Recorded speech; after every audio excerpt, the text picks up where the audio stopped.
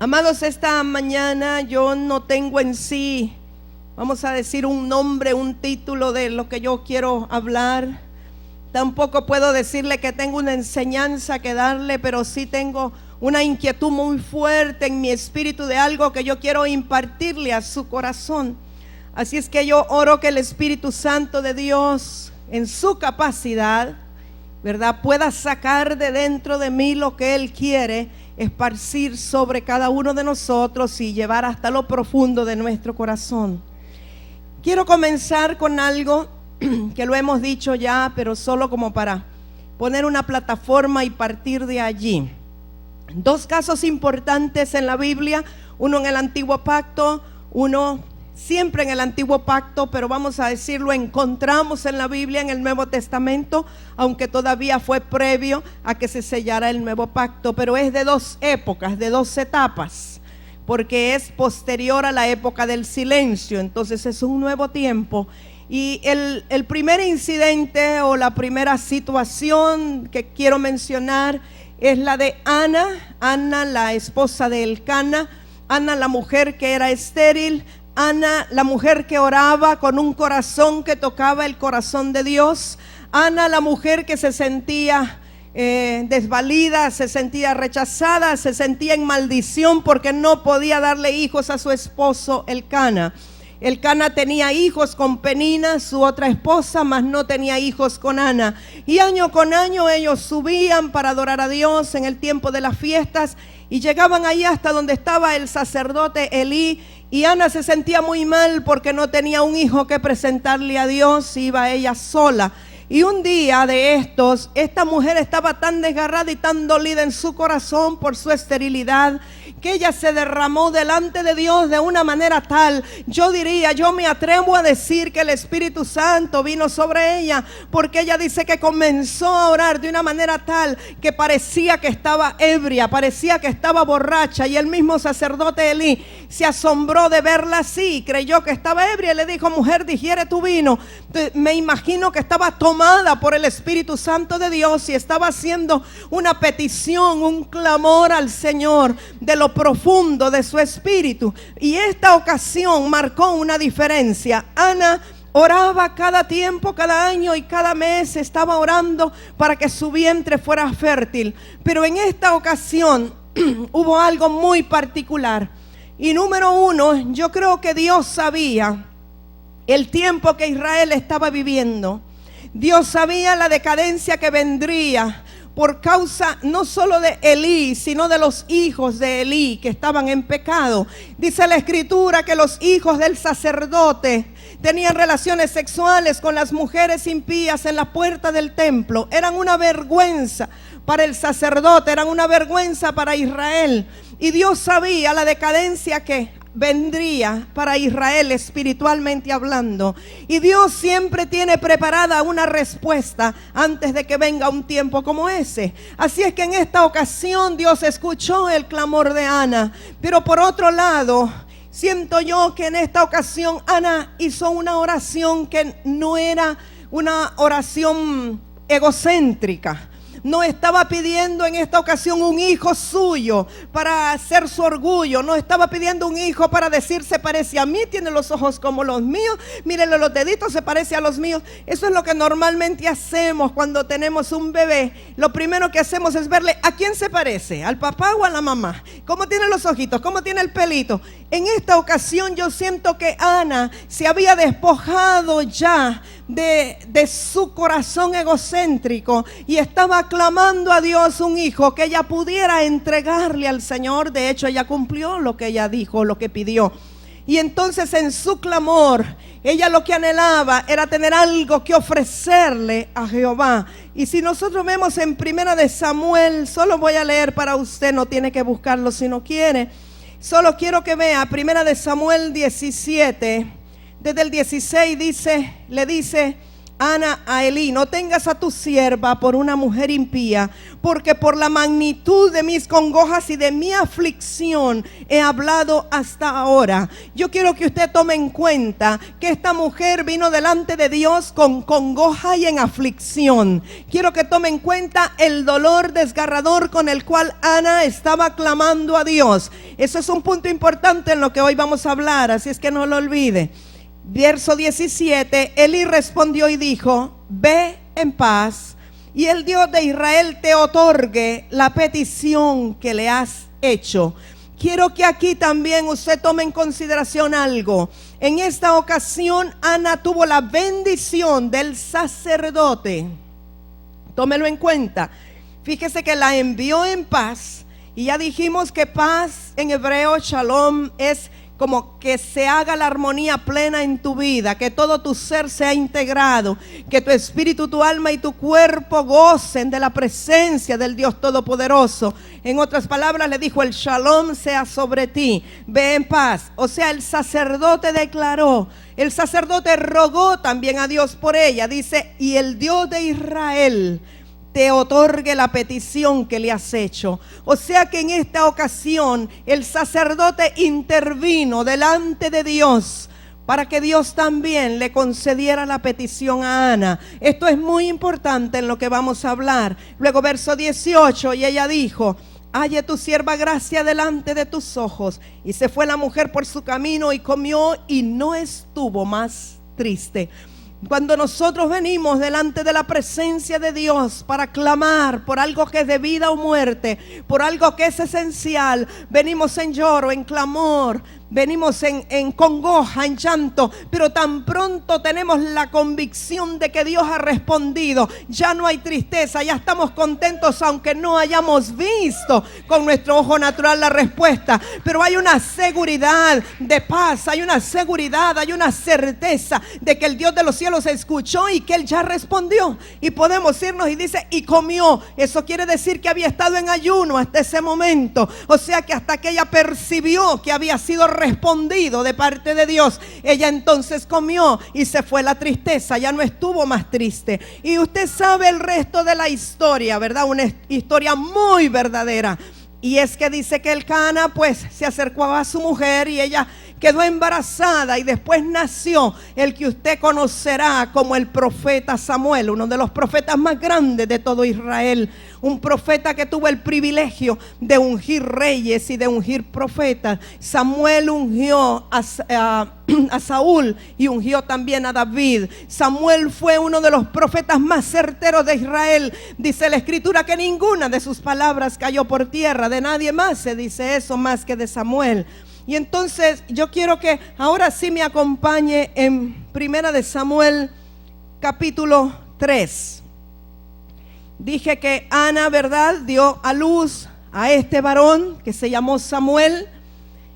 Y ¿sabe qué? Que tan pronto como Ana destetó a Samuel, cuando le dejó de dar de mamar, lo fue a entregar a la casa del sacerdote. ¿Cuántas mamás hay aquí? Levanten la mano las mamás. Ok, de estas mamás, ¿cuántas han dado de mamar a sus hijos? Ok, la mayoría. Las bendigo, mujeres de Dios. Y entonces, lo más que usted le da de mamar a un niño, ¿verdad?, si acaso no lo tiene malcriado, es 1 año. Después de eso ya es mala crianza y mala costumbre, pero 1 año, vaya.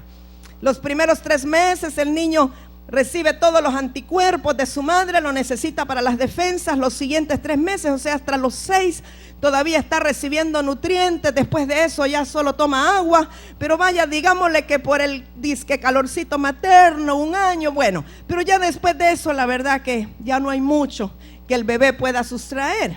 Pero yo lo que quiero, no les voy a dar una clase de lactancia materna, lo que quiero es que usted medite, mamá, ¿cómo siente usted? ¿Qué le parece que al año que destetó a su hijito me lo venga a entregar y me lo traiga aquí para que yo se lo críe en el templo? Bueno, de hecho fue un varón, no era una mujer, ¿verdad? Era Elí, que se lo va a traer aquí al pastor Elías para que se lo críe a partir del año. ¿Cómo le parece? Y no lo va a ver solamente 1 vez al año. Qué corazón de mujer, qué confianza. Amados míos, pónganse a meditar. después de ser estéril, clamar por un hijo, que se le hace realidad el milagro, pero ella tiene la certeza de que ese hijo no es suyo, es del Señor. Y entonces lo lleva al sacerdote y le dice: aquí te lo traigo, aquí te lo entrego, porque yo entiendo que el hijo que Jehová ha puesto en mi vientre es para él, y es para que sea preparado en los oficios del santo templo, del tabernáculo, aprendiendo a servir a Dios en el tabernáculo, en el templo del Señor. Wow, hermanos míos, si esta mujer se regresa, y no dice la Biblia que regresara triste, no dice la Biblia que estuviera congojada, no, año con año ella iba solamente para llevarle a Samuel unas túnicas más largas, porque crecía un poquito cada año, ¿verdad? Y se las tenían que ir cambiando. Pero allí fue entrenado Samuel. Medite usted cómo inició el ministerio de Samuel. Yo me imagino que allí donde dormía Samuel, porque dice que dormía donde estaba el arca del pacto, entonces dormían en la misma presencia de Dios. No creo que hubiese allí televisión por cable. No creo que el profeta Samuel tuviera acceso ahí a nanos iPods. No creo que tuviera Game Boys. No creo nada de eso. Creo que el profeta Samuel fue instruido directamente del corazón de Dios. Imagínese el instrumento que estaba siendo preparado para toda una nación, para salvar a toda una nación a través de la palabra. Y en 1 de Samuel capítulo 3, vamos a leer algunos versos. Dice: el joven Samuel ministraba a Jehová en presencia de Elí. Yo entiendo que él estaba siendo adiestrado. Yo entiendo que así como estos jóvenes están tocando la marimba en presencia del hermano Elías, y él está pendiente si se equivocan o les dice por qué nota o por qué término, así entiendo yo que el profeta Samuel, aunque era un niño, ministraba a Jehová en presencia de Elí, y Elí le decía: no, así no, mira, el incienso se enciende así, esto es para así. Y él estaba enseñando al profeta Samuel. Y entonces dice, siempre verso 1: y la palabra de Jehová, esto es lo que yo quiero que nos centremos esta mañana. Y la palabra de Jehová, aquí se está refiriendo, amados míos, a la palabra revelada, a la palabra profética que venía del trono de Dios. No se refiere a la ley estaba allí en los rollos, muy bien, gracias. Está hablando de la palabra directa que bajaba del trono de Dios. La palabra de Jehová escaseaba en aquellos días. Estaba escasa la palabra de Jehová, y luego dice: no había visión con frecuencia. O sea que había visión muy rara vez, no era frecuente. En otras palabras, no había revelación divina. Estaba el culto a Dios, estaba Elías haciendo lo que un sacerdote hacía, ministrando en el santuario, pero no había palabra directa de Jehová. Había religión, había una forma de culto, pero no había vida, poder, esencia del Espíritu Santo o de Dios mismo a través de la palabra viva y revelada. Ni había visión, no había revelación del cielo. ¿Y cuántos saben que la palabra que sale de la boca de Dios es la que sustenta al hombre? ¿Y cuántos saben que la visión y la revelación es lo que da dirección a la iglesia y al cuerpo del Señor? Y entonces estaban faltando estas dos cosas, y Dios sabía que ese momento iba a llegar. Dios sabía en qué tiempo estábamos viviendo o estaban viviendo esta gente, pero ese era el tiempo en el cual Samuel ya estaba siendo preparado, ya él estaba ministrando a Jehová. Y entonces dice verso 2: y aconteció un día que estando Elí acostado en su aposento, cuando sus ojos comenzaban a oscurecerse, de modo que no podía ver, Samuel estaba durmiendo en el templo de Jehová, donde estaba el arca de Dios. Y antes que la lámpara de Dios fuese apagada, Jehová llamó a Samuel, y él le respondió: heme aquí. Antes que la lámpara de Dios fuere apagada. La lámpara de Dios es la revelación y la unción profética en una casa. Y antes que fuese apagada, porque no dice que no había visión, dice que no había visión con frecuencia, sino que era raro. no dice que no había palabra de Jehová, dice que escaseaba. O sea, estaba como el pábilo que humea, ¿verdad? Que había de vez en cuando, escasamente, alguien oía palabra de Jehová. Rara vez alguien tenía visión o revelación. No es que estaba eliminada, pero era cada vez más escaso. Pero antes de que fuera cortado totalmente, antes que la lámpara de Jehová fuese apagada, antes que totalmente fuera eliminada la palabra de Jehová a la tierra, y antes que fuera quitada del todo la visión y la revelación, Jehová metió su brazo y entonces llamó a Samuel como profeta. Quiero que medite esto. Ana hizo una intercesión profunda, yo diría con gemidos indecibles del Espíritu. El sacerdote bendice el vientre de Ana, intercede a Dios para que Él escuche el clamor de esta mujer, y Dios envía un profeta. Dios envía un siervo que será un profeta que venga a rescatar a Israel de la penumbra espiritual.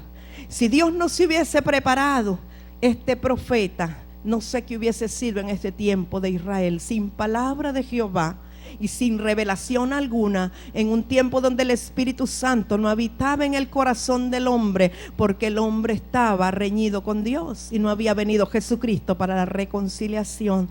Pero Dios siempre tiene su provisión, y la provisión de Jehová era el profeta Samuel. Y aunque era un niño, él ya ministraba a Jehová, ya había aprendido con Elí. Por eso fue que Ana, siendo obediente al Espíritu Santo, desde niño lo llevó al templo. Si Ana no hace lo que Dios le dice, si Ana espera y dice: ay, mire, yo siento una presencia de Dios tan tremenda, amado. Dios está queriendo llamar nuestra atención y decirnos algo. Si Ana hubiese dicho: está muy chiquito, voy a esperar a que sea un adolescente, voy a esperar a que esté bien criado para llevarlo, entonces, amados míos, Elí hubiese muerto y no hubiera habido quien comenzara a ministrar de parte de Dios la revelación y la visión de Dios.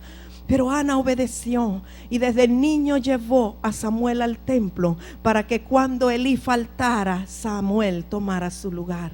Antes de que la lámpara fuera apagada, Dios siempre tiene una respuesta antes de que se apague la lámpara. Y la voluntad de Dios es que la lámpara no se apague, sino que la lámpara esté encendida. Nosotros cantamos en el altar de Dios: el fuego está encendido. Nosotros cantamos: pon aceite a mi lámpara, Señor. Nosotros lo declaramos, pero necesitamos entender qué significa que la lámpara esté encendida en una vida y en una casa de oración como esta. Dios nos ha llamado, Iglesia Piedras Vivas, Ministerio Un Nuevo Amanecer, para ser la lámpara de Dios en la costa norte y en la nación de Honduras. Dios nos ha llamado para que la lámpara esté siempre encendida, y yo después voy a hablarle de lo que significa que la lámpara esté encendida.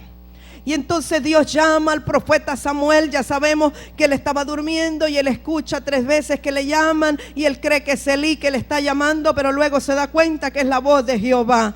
Y entonces dice verso 19: y Samuel creció y Jehová estaba con él, y no dejó caer a tierra ninguna de sus palabras. Verso 20: y todo Israel desde Dan hasta Beersheba conoció que Samuel era fiel profeta de Jehová.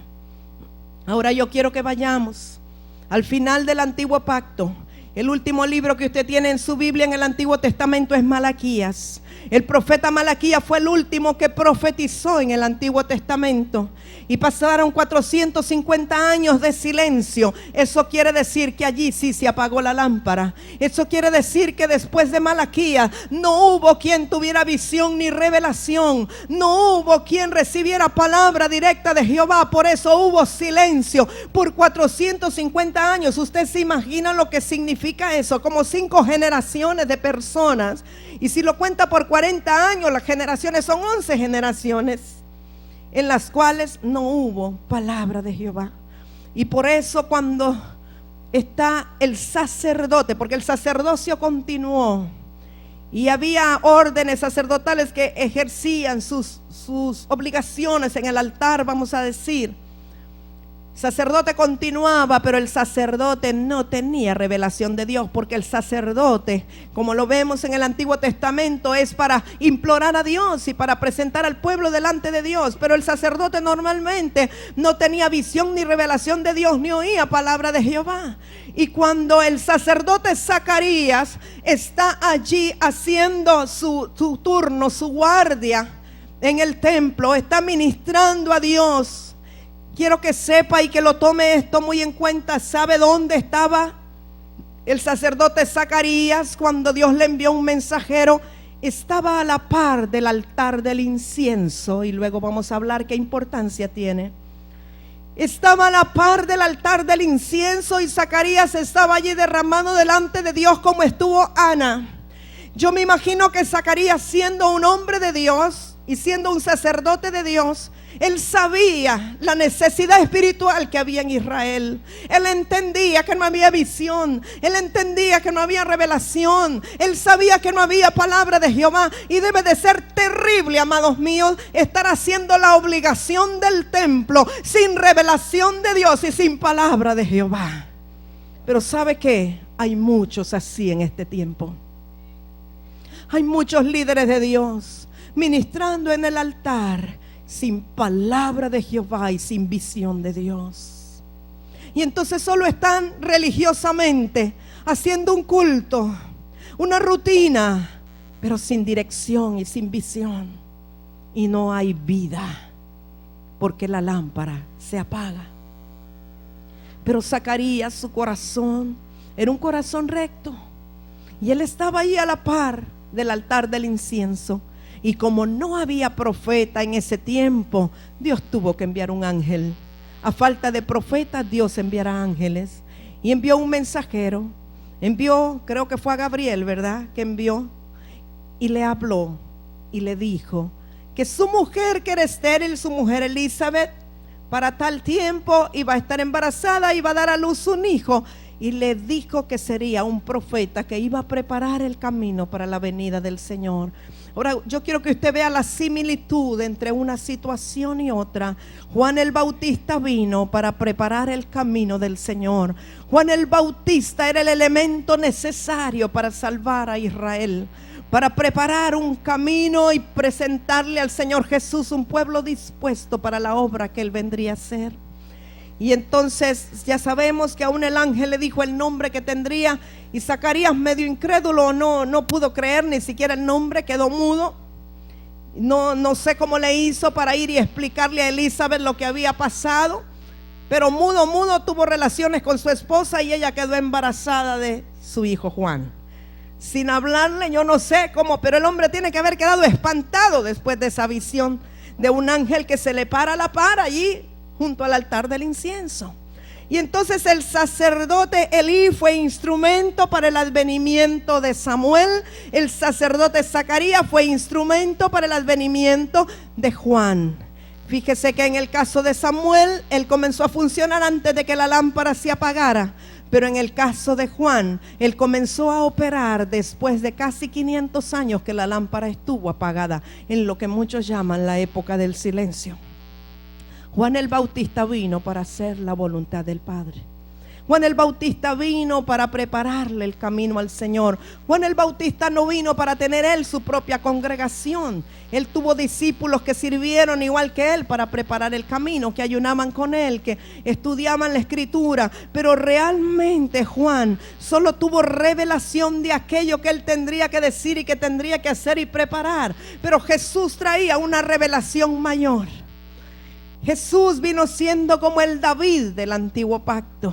Así como Samuel, aunque ninguna de sus palabras cayó por tierra y fue un genuino profeta de Dios, pero luego vino David, quien además de ser un profeta y de ser un rey, de ser un sacerdote, tuvo la revelación del reino y tuvo la revelación de la adoración. Y allí es donde yo quiero llegar, al punto de la adoración.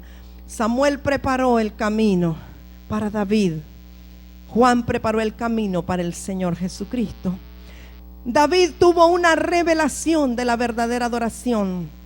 Cuando David recuperó el arca de manos de los filisteos, y la trajo de casa de Obed-edom. Primero la dejan en casa de Obed-edom y luego él la trae y la ponen bajo una tienda, bajo una carpa como esa que está allí por donde están las mesas, donde no habían paredes. Y allí pone la presencia de Dios o el arca del pacto. Y lo maravilloso de ese tabernáculo que David levanta es que ahora no hay paredes intermedias, sino que cualquiera puede entrar a la presencia de Dios. Eso es una de las cosas maravillosas. La segunda es que Él establece cantores por turnos, 24 horas. Están los cantores y los instrumentistas tocando instrumentos y cantando, lo cual a mí me da a entender que a Dios le agrada el canto, a Dios le agrada que se toquen instrumentos, a Dios le agrada que nosotros le exaltemos con cántico. David tenía revelación de lo que a Dios le gustaba y por eso él lo hizo, bajo la gracia del Señor. Y 24 horas al día estaban ahí cantando. Ahora, yo quiero que usted medite y después usted lo puede ir a buscar en Crónicas, creo que es 27. ¿Cuál era la razón por la cual ellos cantaban y tocaban instrumentos de cuerda? Para que profetizaran sobre las cuerdas. Todos los que estaban con instrumentos eran profetas e hijos de profetas.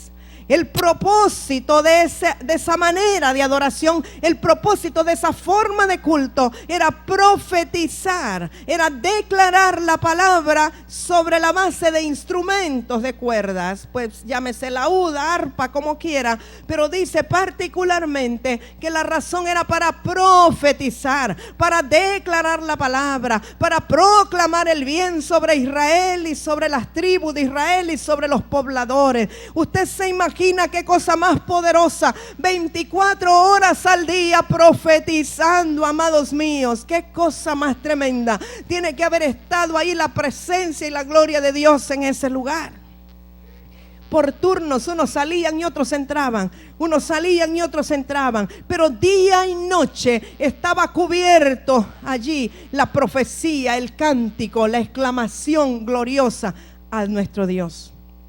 Nosotros vemos pues Juan el Bautista, él no era de los que cantaba, vamos a decir. Él vino para preparar el camino y él era nada más la voz que clama en el desierto. Él vino para decir: arrepentíos, arrepentíos, el reino de los cielos se ha acercado. No estoy menospreciando la labor de Juan de ninguna manera. Él hizo lo que Dios lo mandó a hacer. Juan fue un siervo obediente en el sentido de que él hizo lo que lo llamaron a hacer. No podemos criticar a Juan y decir: es que él era de aquí, que no hizo allá. Él todavía no había recibido al Espíritu Santo después de que Cristo había resucitado. Él, claro, sabemos que tenía revelación de lo que tendría que hacer, pero no tenía la plenitud para poder fluir como Jesús fluyó. No pretendemos comparar, Jesús era el Hijo de Dios, pero vino Juan a hacer lo que Dios quería que él hiciera. Pero a Juan no se le dio la revelación de la adoración. Él vino nada más para llamar al pueblo al arrepentimiento. Y hay quienes su misión ha sido esa: llamar al pueblo al arrepentimiento. Pero cuando vino Jesús, él tenía, al igual que David, o en una mayor escala, una revelación profunda de lo que era la adoración. De hecho, cuando él se encuentra con la samaritana, allí en Juan capítulo 4, nosotros vemos que Jesús le habla a la samaritana acerca de la adoración. Y le dice: vuestros padres adoraron en este monte. Está hablando del monte Moriah. Y ustedes en Jerusalén, pero la hora viene en que adoraréis al Padre en espíritu y en verdad. No va a ser en ese monte, no va a ser aquí en Jerusalén.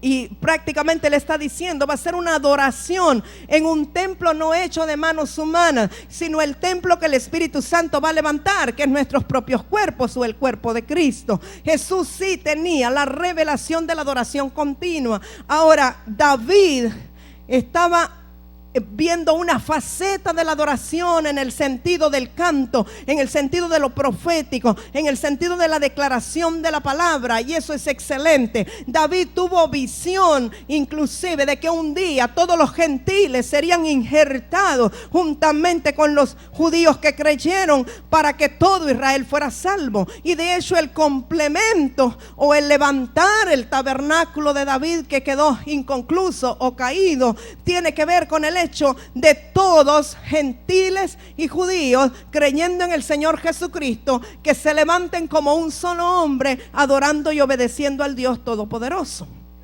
Pero Jesús en realidad no hace en su evangelio, en ningún lado Él hace mucho énfasis en cantar ni en tocar instrumentos. No estoy diciendo que no lo hiciera, porque la Escritura dice que en la última cena, después de haber cantado himnos, salieron al huerto. Entonces no digo que no lo hicieran, digo que no hizo el énfasis que David hizo en el tocar instrumentos y en el cantar, ¿verdad?, delante del arca de la presencia de Dios. Pero nosotros, por el Espíritu Santo, recibimos revelación de qué es lo que a Dios le agrada en este tiempo que nosotros hagamos. El día viernes, mientras la hermana Consuelo dirigía la reunión, ella nos compartía que mientras estaba en la torre de oración, el Señor le inquietaba y le decía que muchos tienen dificultad para entrar a una dimensión de adorar a Dios, y que Dios demandaba que sobre todo el liderazgo de la iglesia necesitaba entrar en ese mover, en esa condición de adorar al Señor, porque eso iba a traer vida al resto de la casa. Y entonces yo quiero hablarle un poquito de eso, de la adoración, porque sabe que la adoración tiene mucho que ver con lo profético. David, la revelación que recibió de cómo tenía que ser el tabernáculo es porque era profeta. No es porque era rey, sino porque era profeta. Y entonces la adoración está íntimamente relacionada con la unción profética o con la revelación de Dios. Para empezar, quiero decirle, nadie puede adorar si no tiene revelación. Jesús le dijo a la samaritana: vosotros adoráis lo que no sabéis. En otras palabras, ustedes tienen que saber y conocer, que les sea revelado para que puedan adorar.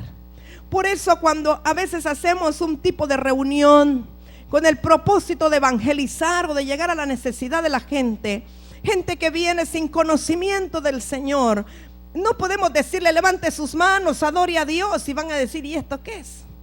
Si no, ¿cómo van a adorar a quien no conocen? Nosotros adoramos por revelación al Dios que se conoce. Usted no puede pedir que alguien que no ha sido despertado por el Espíritu Santo, alguien que no ha nacido de nuevo, pueda adorar si no tiene revelación de ello. Aunque Dios sobrenaturalmente puede revelarle a alguien y decirle: levanta tus manos, me explico. Pero normalmente nosotros estamos esperando o demandando que gente que no le ha sido revelado quién es Dios, entre a adorar a Dios. Y nadie puede adorar si no le ha sido revelado. No podemos adorar a quien no conocemos. Y nosotros vemos que en el Nuevo Testamento, y aún vemos en Apocalipsis, cuando venía la presencia de Dios y una revelación, inmediatamente las personas se postraban para adorar. Y aún creo que fue Pedro que le dijo: yo soy un hermano como tú, levántate, no me adores, solo al Señor hay que adorar. Porque cuando la revelación viene, uno no puede mantenerse en pie, y inmediatamente hay un deseo de postrarse para adorar la grandeza del Señor. Para adorar necesitamos conocer al que vamos a adorar. Para adorar, amados míos, necesitamos que los cielos estén abiertos. Y para que los cielos estén abiertos, necesitamos declarar la palabra profética. Vamos a darle vuelta a la bobina. Dijimos que en el tabernáculo de David, la razón de que hubiera cantores, instrumentistas, era para profetizar. ¿Sabe por qué? Porque siempre que nosotros declaramos la palabra profética más segura, la que está en la Biblia, los cielos se van a abrir. Estoy hablando de alguien que sencillamente está declarando la palabra, no tiene revelación de a quién va a adorar. Estoy hablando de alguien que agarra la Biblia, la palabra de Dios, y comienza a cantar la palabra o comienza a declarar la palabra. La palabra tiene poder para abrir los cielos. Oiga esto y guárdelo en su corazón. Siempre que usted esté declarando continuamente la palabra, los cielos se van a abrir. Por eso es tan importante que lo que nosotros cantemos sea de acuerdo a la palabra. Siempre que usted canta lo que la Biblia dice, algo va a pasar. Los cielos se conmueven y se van a abrir. Por eso no cantemos cualquier cosa, cantemos lo que la palabra dice. Ahora, usted recuerda, Jesús les decía a los discípulos: vosotros escudriñáis las escrituras porque creéis que en ellas está la vida, pero no queréis venir a mí. Ellas dan testimonio de mí, pero yo soy el camino, la verdad y la vida. Entonces nosotros debemos cantar y declarar la palabra para que los cielos se abran, porque las escrituras hablan del Señor, declaran la grandeza de Dios. Ahora, una vez que los cielos se abren por la declaración de nuestra boca conforme a la palabra, entonces desciende la revelación. Entonces viene la palabra rema de Jehová a nuestras vidas. Entonces viene la visión. Aquello que escaseaba en aquel tiempo viene cuando nosotros declaramos la palabra de Dios. No lo olvide, la declaración de la palabra de Dios abre los cielos. Pero ¿para qué se abren los cielos? Para que venga la revelación. Para que venga la revelación en primer lugar de quién es Dios, al cual usted debe adorar. Y entonces cuando usted recibe la revelación de quién es Dios, entonces ya usted no solo le va a adorar conforme a la palabra escrita, lo cual es bueno y da testimonio del Señor, sino que usted va a tener una revelación de quién es Él, el que envió la palabra y el que la escribió. Y entonces usted va a poder adorar la magnificencia del Todopoderoso que le ha sido revelada a su espíritu. Ya no solamente va a adorar por conocimiento, no como Job de oídas te había oído, sino que por una experiencia personal, porque no le ha oído a través de los que escribieron la escritura, sino que usted le ha visto con sus ojos espirituales y le ha oído con su oído espiritual, porque Él ha descendido y se ha revelado a usted y ha enviado palabra directa de Jehová y ha traído visión para que usted le conozca en el espíritu y entonces pueda adorarle. Entonces esto es un proceso. La declaración de la palabra profética más segura abre los cielos. Cuando los cielos se abren, la presencia de Dios se manifiesta, desciende, viene la revelación al espíritu de aquellos que la desean. Cuando Dios nos es revelado, lo menos que podemos hacer es adorarle con conocimiento. Alabe al Dios Todopoderoso, alabe al que vive, al eterno, al poderoso, al Dios de todos los tiempos, al que merece ser exaltado. Entonces, nosotros no vamos a decir: bueno, hermanos, como ustedes no tienen revelación, ni modo, quédese sentado y aquí los que tenemos revelación del Señor le vamos a adorar. No, ese es el punto. Una iglesia profética siempre insta al pueblo a que declare la palabra, porque todos comenzamos por la palabra profética más segura, que es la que está escrita. Pero después que declaramos la palabra profética más segura y se la declaramos al Señor y se la recordamos, Dios se manifestará si lo hacemos con un corazón correcto. Y cuando la revelación comience a venir, entonces usted conocerá quién es aquel que es el objeto de nuestra adoración. Y cuando en una iglesia profética la revelación de Dios desciende, nadie se quedará en pie, sino que todos caerán con rostro a tierra para adorar al que nos hizo, al creador de los cielos y la tierra, a nuestro Señor, al dador de la vida. Nadie podría quedarse inmutable ante la revelación del Dios Todopoderoso. Una iglesia profética, amados míos, sabe y entiende que la revelación es un instrumento esencial para caminar día a día.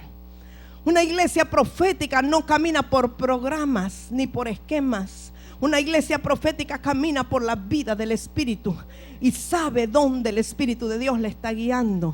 Una iglesia profética conoce las artimañas del enemigo, pero las desarma a tiempo. Una iglesia profética tiene autoridad para bloquear el paso del enemigo, porque el canal de la revelación está abierto para sus miembros, para sus hijos. Ahora alguien puede decir: ay, pero yo no soy profeta. Pero Dios extiende mantos proféticos sobre los lugares. Y en los lugares donde Dios establece un manto profético, la revelación va a fluir. Cuando alguien entra a una iglesia profética o a una iglesia donde el manto profético está extendido, esa persona, sin ser profeta, va a comenzar a profetizar. ¿Sabe, hermanos? Nosotros conocemos siervos del Señor, hombres de Dios que Dios usa, que a veces están atacando a los profetas, y a veces nos dicen: ustedes son raros con eso de lo profético. Pero cuando vienen aquí, entran bajo un manto profético y ellos mismos comienzan a profetizar sin darse cuenta, porque hay un manto que nos cubre, porque hay algo que Dios declaró y que Dios determinó.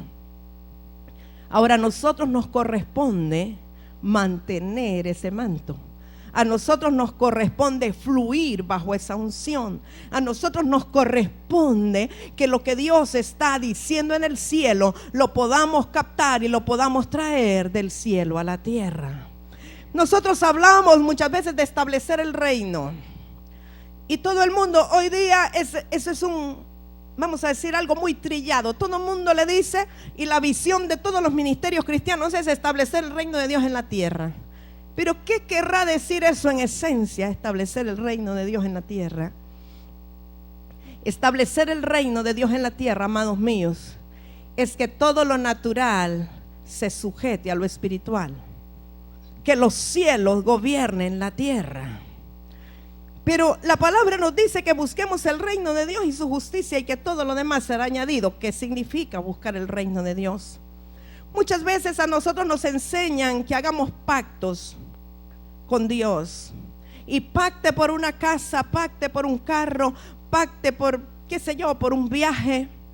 Y yo no digo que esté mal, Dios siempre honra los pactos, pero no seamos tan escasos como lo fue Jacob en el antiguo pacto, que él pactó solamente por comida y por vestido. Y si nosotros vemos en el Nuevo Testamento, Jesús nos dice que la comida y el vestido son las añadiduras del reino. Nos dice que no seamos como los gentiles, que se preocupan de qué van a comer y qué van a vestir, porque esas cosas ya nosotros las tenemos cubiertas, dice el Señor. Entonces el modelo de Jacob está bien para el antiguo pacto, pero no para nosotros, hijos del reino que hemos nacido de nuevo. Cuando usted pacte con Dios, pacte por el reino. ¿Qué quiero decirle? Justicia, paz y gozo en el Espíritu. Cuando usted pacte con Dios, pacte por la revelación de quién es Él. Justicia, paz y gozo establecido en el Espíritu. Porque cuando la justicia de Dios está establecida en su corazón, cuando la paz del Todopoderoso, la armonía, el shalom de Dios está en su corazón, y cuando el gozo del Señor sea su fortaleza, las añadiduras serán añadidas. Pero ese es el reino de Dios que tenemos que buscar. Él ya cumplió la parte de su pacto. Él derramó su sangre para sellar ese pacto. Pactemos nosotros con Él, porque el reino de Dios establecido en su corazón desata un espíritu de adoración. Porque cuando la justicia de Dios, la paz de Dios y el gozo de Dios anidan en usted, esa es la misma naturaleza del Espíritu Santo. Porque el reino de los cielos no es comida ni bebida, es justicia, paz y gozo en el Espíritu. Porque el fruto del Espíritu es amor, gozo, paz, paciencia, mansedumbre. El fruto del Espíritu, esa es la naturaleza. Justicia, paz y gozo es la naturaleza del Espíritu Santo que mora en usted. Y la naturaleza del Espíritu Santo siempre está dirigida a revelarle a usted quién es el Dios que merece ser adorado. Cuando pactamos por el reino en nuestro corazón, estamos garantizando una atmósfera de adoración en nuestra vida personal y en nuestra casa, la casa de oración o la casa donde el Señor nos ha ubicado.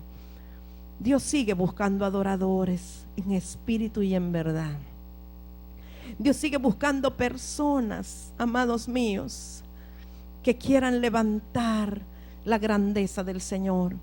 Ezequiel, cuando recibió revelación de la magnificencia de Dios, pudo adorarle.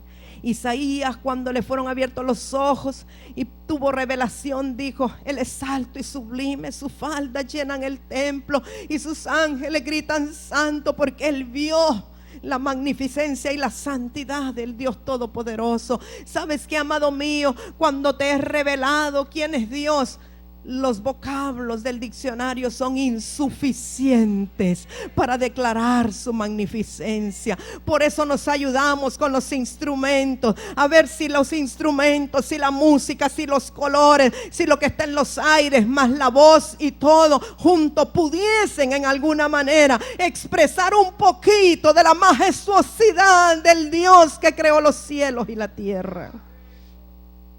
Qué bendición cuando la revelación de quién es Él viene a los corazones.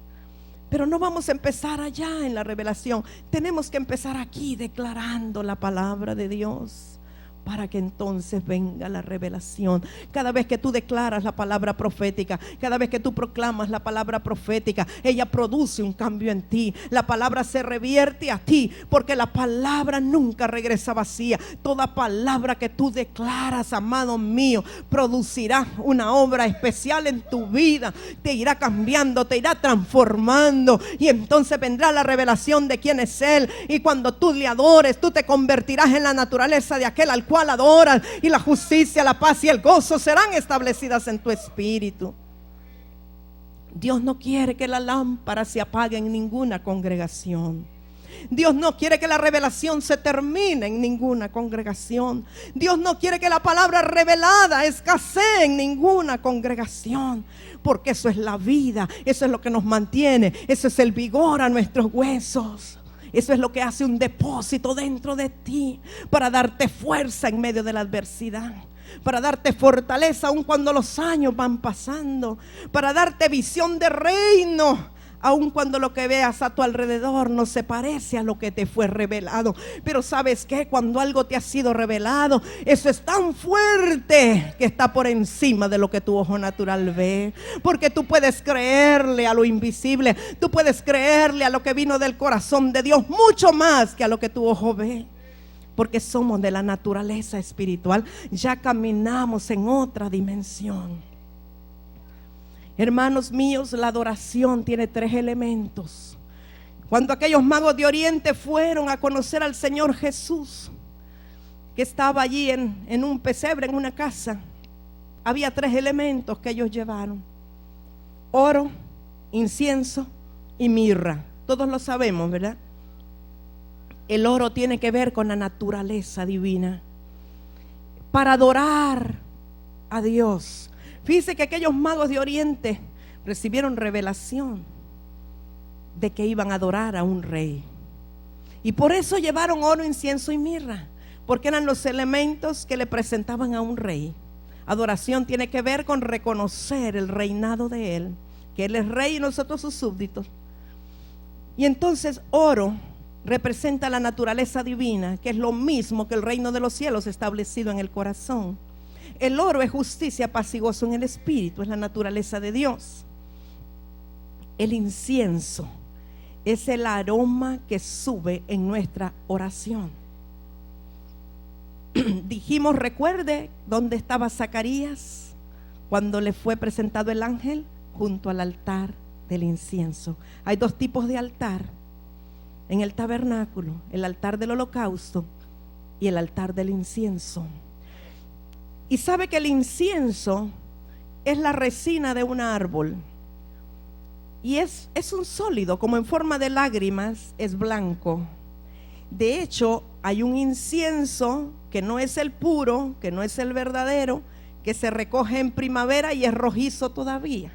Pero el incienso verdadero se recoge después de la primavera, estoy hablando en lo natural, y es blanco como una lágrima. Pero el incienso es duro, es sólido. Y para que el incienso pueda convertirse en humo, tiene que tirarlo al fuego, a las brasas del fuego, a un pebetero que está ardiendo. El altar del incienso consiste en piedras o carbones encendidos, donde se tiraba el incienso y entonces el humo subía.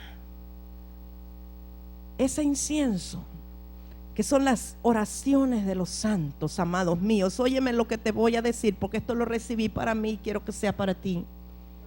Cuando nuestro corazón es como piedra, el incienso no puede subir. El corazón de piedra, que es el incienso, tiene que ser tirado al fuego. El fuego de Dios tiene que derretir la piedra del corazón para que el incienso pueda subir al Señor. Yo recibo por revelación que el corazón de Ana había estado endurecido y ella estaba en amargura de espíritu, con un corazón duro, porque culpaba a Dios que no le había dado un hijo. Pero ese día, por revelación, ella puso su corazón duro al fuego del Espíritu para ser quemado, pulverizado. Y entonces el incienso sí subió a la presencia de Dios. Cuando tú vayas a la presencia de Dios, asegúrate que has sido pasado por el fuego. Porque si no, puedes orar 5 o 10 horas diarias. Y mientras sea con incienso como piedra, que no es pasado por fuego, no podrá llegar a la presencia del Todopoderoso. Necesitamos el fuego de Dios purificándonos, quebrantando, deshaciendo el corazón de piedra, convirtiéndolo en algo tan sensible y volátil como el humo, para que suba la presencia de Dios. Un corazón altivo no puede llegar a la presencia de Dios, aunque recite toda la Biblia. Pero un corazón sencillo, aunque no se sepa de memoria la Biblia, toca el corazón de Dios. Ese es el incienso que es agradable a las narices del Todopoderoso, espiritualmente hablando. Ahí están los ángeles recogiendo con copas el incienso que sube de los hijos que estamos aquí, levantando incienso al Señor. Por eso no juzgues por apariencia. No juzgues por el hecho de que ves a alguien arrodillado 10 horas y a otro 10 minutos. No es una cuestión de tiempo, es una cuestión de corazón. Es de que el incienso tiene que llegar al Todopoderoso. Oro, incienso y mirra. La mirra tiene que ver con el dolor. La mirra tiene que ver con el quebranto. La mirra mitiga el dolor. La mirra también es como la savia, la resina de un árbol. Igual, Dios usa elementos biodegradables o que se transforman. Y la mirra tiene que ver con el dolor. Amado, cuando tú te identificas con el dolor, entonces puedes tocar el corazón de Dios. Y el Señor me decía ayer, mientras estábamos en la torre de oración, muchas veces nosotros estamos buscando culpables. Estamos buscando quién hizo esto, quién hizo lo otro, quién lo hizo mal. Pero Dios no quiere eso. Dios no quiere dedo acusador en nosotros. Dios quiere que tú te identifiques con el dolor y tú digas: perdónanos, Señor, perdónanos porque hemos pecado, como lo dijo Nehemías, como lo dijo Daniel, como lo dijo David. Perdónanos, Señor, nosotros hemos pecado. Y cuando nos identificamos con el dolor de la nación, con el dolor del pueblo, con la necesidad, entonces también habrá adoración. No olvide, oro, incienso y mirra. No confundamos adoración con cánticos suaves. Nada que ver. Usted puede adorarle en gran júbilo y en gran regocijo. Adoración tiene que ver con que el corazón nuestro esté humillado y solo la grandeza y la majestuosidad de Él sea exaltada. Y usted puede adorarle aún sin palabras. Usted puede adorarle postrado en el piso. Usted puede adorarle de rodillas y Él recibirá la adoración de su pueblo. En esencia, todo comienza en el corazón. Y esta mañana, hace un rato, mientras cantábamos para bendecir a Honduras, el Señor me dio una instrucción, la revelación, el rema, la palabra de Dios vino y me dijo que hoy teníamos que pedir perdón a Dios por la sangre derramada y me habló particularmente de Colonia Pineda. Y me dijo Dios que Él quiere redimir, Él quiere rociar su sangre sobre esa colonia y sobre esta ciudad. Pero que necesitábamos clamar y pedir perdón, porque ha habido sangre inocente derramada, ha habido sangre de víctimas derramada. Y sabe, la sangre de los seres humanos derramada le da derecho legal al enemigo. Necesitamos romper y quitar ese derecho legal. Y yo quiero esta mañana, casi para terminar, pedirle a hermana Yona si puede venir, y quiero pedirle al hermano Gustavo Hernández si puede venir. Hermana Yona, si usted siente y tiene convicción que esto es de Dios, si Dios le ha hablado algo, yo quisiera que por favor nos dirija. Yo quiero que hermano Gustavo esté aquí también, porque él representa a Pineda, porque Dios me habló específicamente de Pineda. Gracias, amado. Y yo quiero, pueblo de Dios, que podamos estar en el mismo sentir, que podamos estar en el mismo pensar en esta hora, para hacer lo que Dios quiere que hagamos. Porque sabes que, amados míos, cuando hagamos esto por obediencia, los aires de Pineda serán limpiados y la cosecha será abundante, sin esforzarnos tanto. Porque cuando obedecemos, Dios abre los cielos y la palabra penetra aún a los corazones de la gente. La palabra vendrá y redarguirá a la gente. Pero cuando solamente estamos llevando el evangelio, pero hay derechos legales del enemigo, el príncipe de este mundo ciega el entendimiento de las personas para que no reciban la revelación de Dios. Pero hoy queremos que los cielos de Pineda sean abiertos, los cielos de la Lima sean abiertos, para que la palabra revelada descienda y venga la visión a los corazones, aún para buscar al Dios de salvación.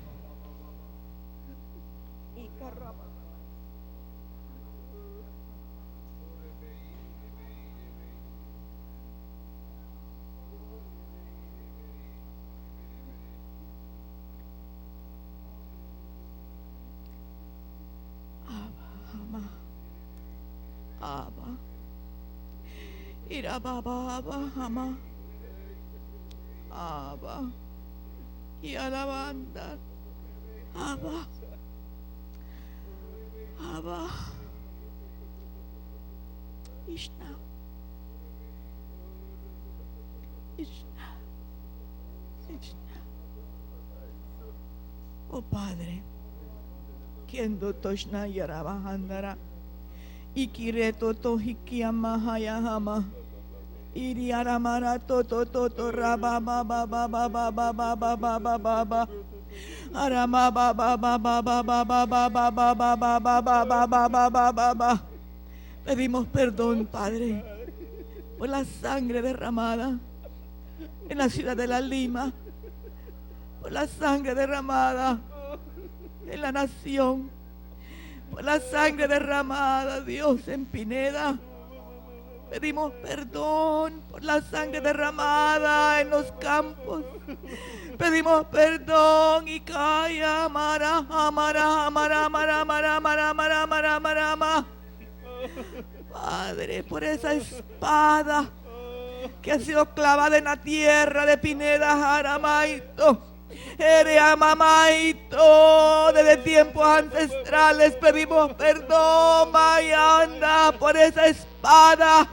A todo querendo pedimos perdón por la sangre derramada que ha contaminado la tierra, que ha contaminado los aires, a todo que ha traído miseria, que ha traído dureza, que ha traído violencia. Rababa Saramarakian, ay, ay, ay, me arquiendo.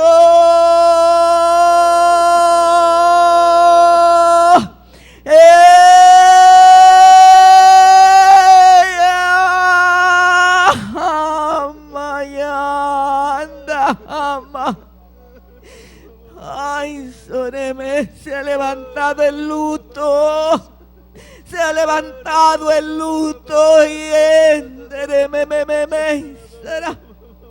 se ha quitado esa espada de la tierra, sea quitada, sea arrancada, y Eremejito, y venga la espada de la palabra, y se cortando cortando y llegando hasta la profundidad de la tierra, cortando en los aires, limpiando, enviamos palabra, sea sanada la tierra, sean sanados los aires, sean sanadas cada familia.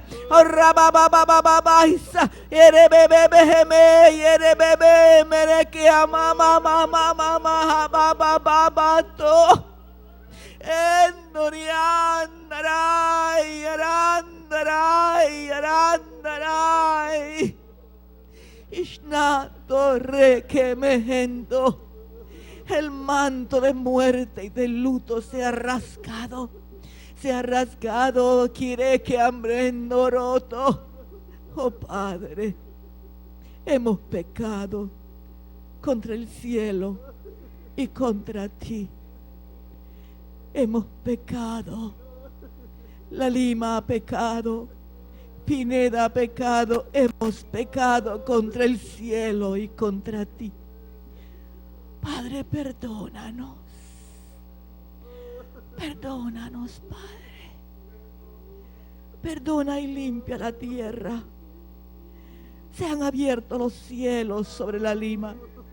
Se han abierto los cielos sobre Pineda. Se han abierto los cielos. Se han abierto los cielos, Ramahaya. Se han declarado tus decretos, se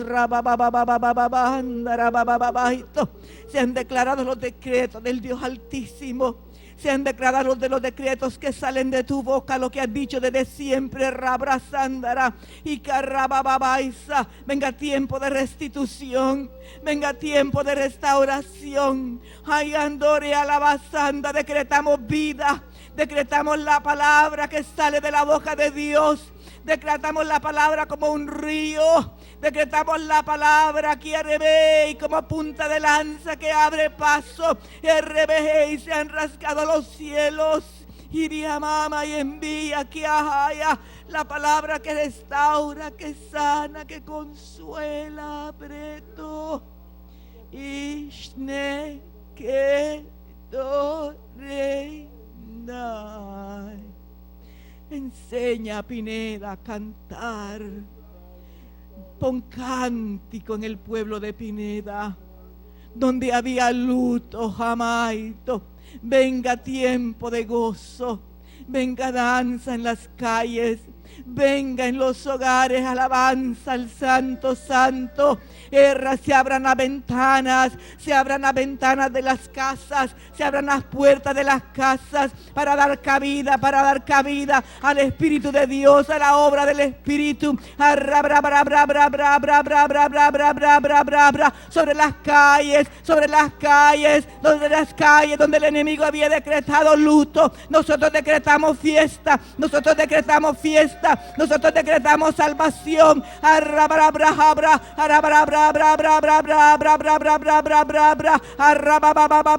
Hablamos a tus muros salvación, hablamos a tus muros salvación, hablamos a tus muros salvación, hablamos a tus muros salvación. Arrabrajanda, se abran las ventanas, se abran las ventanas, se abran las puertas, se abran, iré bebe, brehendoreki, brekendore heisara. Oh, he, abrahando, he, habababa, otoshnato. Ciertamente tú estás aquí, con certeza tú estás aquí, con certeza el Dios Altísimo está aquí. Sarabrando, abrazandara. La entrada, esa entrada por donde está ese puente, Rabababa Santara. Y que Rabababa Santara, bra.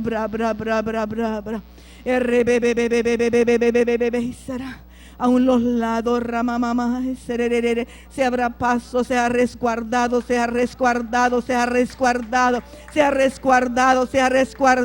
abrazanda, bendita sea tu entrada, planeta, bendita sea tu entrada, bendita, Pineda, bendita, como que hubiera algo ahí Algo ahí junto, no sé qué, arrababababababa, arrababababababa, ratototorre, aramaizo, no sé qué similitud hay, irama abrazar, abrazandara, la entrada sea limpiada, sea resguardada. Hablamos vida, la entrada, hablamos vida.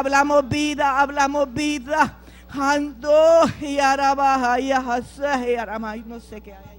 El Señor me había mostrado que hay una similitud en la fuerza espiritual que está en Pineda y en Planeta. Yo quiero pedirle a todos los habitantes de Pineda que están aquí que vengan y se pongan junto con los hermanos Hernández. Y acá quiero a todos los de Planeta, por favor. Dios va a hacer algo poderoso esta mañana. Si usted lo cree, usted va a ser impartido de una autoridad especial sobre toda fuerza de tinieblas. Véngase con los hermanos Gustavo y Carmencita, los hermanos de Pineda, niños, jóvenes, adultos. Y acá todos los de Planeta, La Celio, Cerrito Lindo, todo ese sector que uno entra por allí. Inclusive hermano Carlos Torres, aunque está allá adentro, pero es la misma entrada. Y mamá, parece que eran los mismos derechos legales que el enemigo tenía. Parece que es a través de derramamiento de sangre desde la fundación de las colonias. No conozco la historia, pero eso es lo que percibo. Y eso es lo que tenemos que quitarle al enemigo, ese derecho legal. Y ustedes tienen la autoridad. Ustedes son los siervos de Dios Altísimo. Ustedes son los que tienen la autoridad y yo percibo que tienen que hacer un acto profético en la entrada de la colonia, a la mera entrada por la autopista, a la derecha cuando se desvía. El Espíritu de Dios va a revelar y va a dirigir, pero van a tener que tomar autoridad sobre esa entrada. Van a orar allí alrededor, van a ungir con aceite. Dios va a dar todas las directrices, van a establecer allí un rótulo que glorifique el nombre del Señor para toda esa colonia. Y yo declaro por el poder de la palabra multiplicación de la unción y la gracia del Señor para ese lugar. Hermano Marvin, hermana Martita, Dios me pone en mi corazón que ustedes tienen que estar con ellos. Yo soy obediente al Espíritu, yo no sé quién es líder o no, pero Dios me pone que ustedes están vinculados con ellos en el Espíritu. Y socorro, mamá, y les hago responsables a ustedes de buscar el rostro de Dios para pedir la dirección de todo lo que se va a hacer, y les hago responsables de que se ejecute, que nada los atrase ni nada los estorbe. Se tiene que hacer. Y hermano Gustavo, hermana Carmencita, dice el Señor, tienen que hacer lo que Él dijo, de ir al lugar más alto de la colonia, el tanque de agua o lo que sea, y van a poner un megáfono y van a empezar a declarar la palabra de Dios desde los aires. Tienen que llenar los aires de Pineda. Oh, gloria a Dios. Sí, el sábado lo hicimos ya, lo pusimos el parlante arriba. Gloria a Dios. Y hay que declarar la palabra en los aires, hermano, porque tiene poder para romper toda oposición. Yo quisiera pedirle a los hermanos de alabanza, siento que declaremos: nunca más se oirá en tu tierra violencia, ni quebrantamiento. Pero esa palabra es una palabra rema, quizás sea la que Dios quiera para Pineda. Es una palabra rema para la restauración de estos lugares, de estas colonias. Amados míos, la restauración de estas colonias es determinante para tener paz en la ciudad, para tener paz en los alrededores. Dios se expandirá de allí. Usted créalo, usted es parte de esto. Usted es parte, y Dios quiere que usted esté activo y no pasivo. Dios quiere que usted esté oyendo la voz del cielo, que esté recibiendo la palabra de Dios y tenga visión de lo que ha de hacerse en ese lugar. En el nombre de Jesús, cuando cantemos esto, cantémoslo todos. Y ustedes piensen en Planeta, ustedes piensen en Pineda, ustedes declaren esta palabra sobre el lugar donde viven, donde habitan, Celio González o como se llame la colonia. Y cuando digo Planeta me refiero a todo ese sector, pero usted declárelo y créalo, por favor. Proclamamos que hoy es un día especial. El poder de la resurrección está sobre nosotros. Dios ha determinado que este es un día especial, es un día de poder, un día de autoridad, un día nuevo. ¿Quieres este?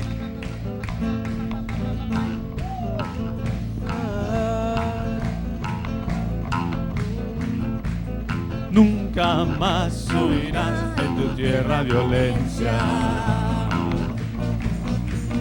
destrucción y quebrantamiento en tu territorio. Sino que el Señor te dará salvación que a tus puertas alabanza, sino que a tus muros llamarás salvación y a tus puertas alabanza. El sol nunca más te servirá de luz para el día, y el resplandor de la luna te alumbrará, sino que el Señor te será por luz y el Dios tuyo por tu gloria, sino que el Señor te será por luz y el Dios tuyo por tu gloria. Nunca más se oirá en tu tierra violencia, destrucción ni quebrantamiento en tu territorio, sino que a tus muros llamarás salvación y a tus puertas alabanza, sino que a tus muros llamarás salvación y a tus puertas alabanza. El sol nunca más te servirá de luz para el día, y el resplandor de la luna te alumbrará, sino que el Señor te será por luz y el Dios tuyo por tu gloria, sino que el Señor te será por luz y el Dios tuyo por tu gloria. Nunca más se oirá en tu tierra violencia, destrucción ni quebrantamiento en tu territorio, sino que a tus muros llamarás salvación y a tus puertas alabanza, sino que a tus muros llamarás salvación y a tus puertas alabanza. Nunca más se oirá en tu tierra violencia,